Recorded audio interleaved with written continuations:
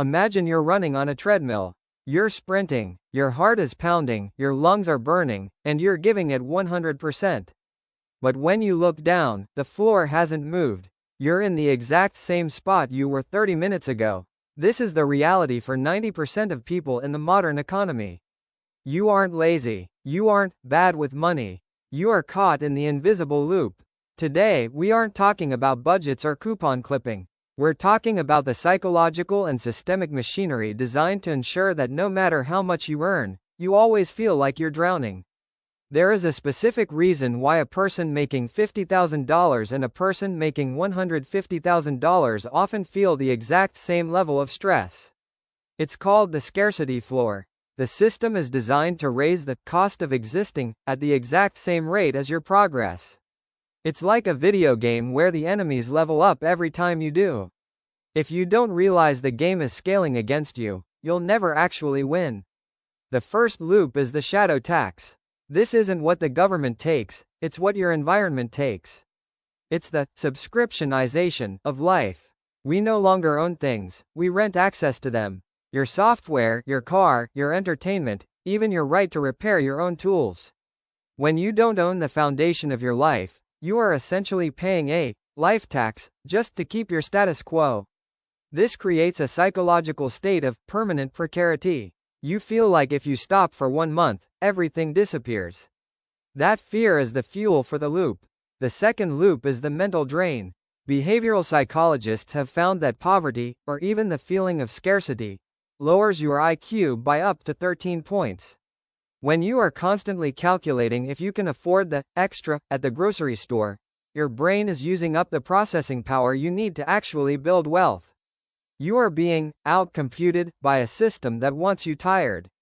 A tired brain makes impulsive decisions. It buys the comfort food, the fast fashion, the easy dopamine. The loop feeds on your exhaustion. And then, there's the comparison engine. We are the first generation of humans who compare our behind the scenes with everyone else's highlight reel 24 hours a day. The system uses your biology against you. It triggers the same part of your brain that fears exile from the tribe. If you don't have the standard lifestyle, you feel unsafe. So, you spend money you don't have, to buy things you don't need, to impress people you don't even like. So, how do you stop? How do you step off the treadmill without falling? The answer isn't more money. If you put more water into a leaking bucket, it just leaks faster. You have to change the geometry of the bucket. The first step is aggressive ownership. You must identify every rented part of your life and find a way to own it or eliminate it. If you don't own your time, your tools, or your peace, you are a tenant in your own life. The second step is cognitive shielding. You have to stop the decision leaks. Automate the boring stuff so your 13 IQ points come back. Use that mental energy to build an exit asset, something that earns while you sleep, or something that reduces your cost of living permanently. The system wants you to believe that the treadmill is the only way to live. It wants you to stay in the Hunger Games of the middle class, fighting for scraps while the floor moves beneath you. But the moment you stop running and step off, you realize the treadmill was never mandatory. You are allowed to walk in a different direction. You are richer than you think, but only if you stop giving your wealth away to a system that doesn't love you back.